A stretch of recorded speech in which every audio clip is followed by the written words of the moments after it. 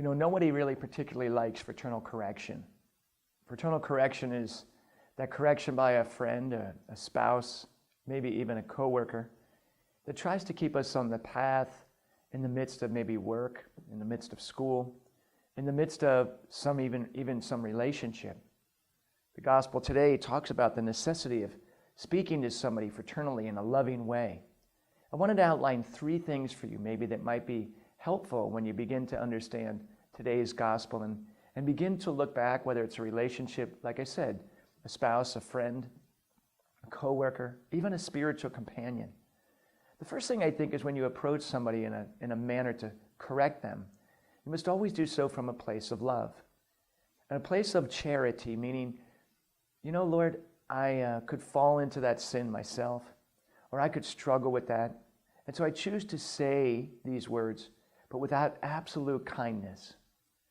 The second thing I think is important to recognize is that we must be aware that we maybe correct people out of the way maybe we've been corrected, or what's most comfortable for us. The direct person corrects directly. The person who does so in a manner maybe via email or text, well, maybe that's the way they want to be corrected.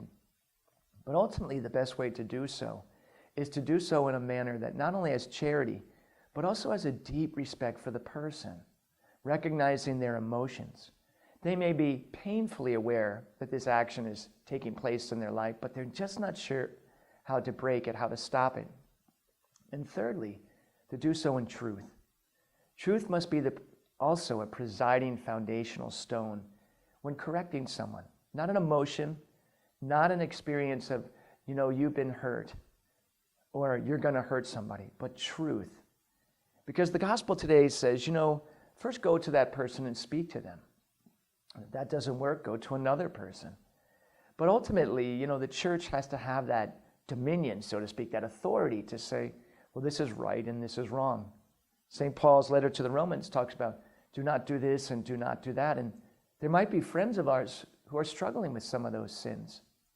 Remember, if we are called, if we feel the Holy Spirit inspiring us to speak to them, do so in a manner that is rooted in love, that is rooted in truth, but also aware of your own weaknesses and struggles. And do so in a manner in which you always speak to the heart of the person, giving them foundational Christian principles that can guide not only this action, but also help them in their recovery.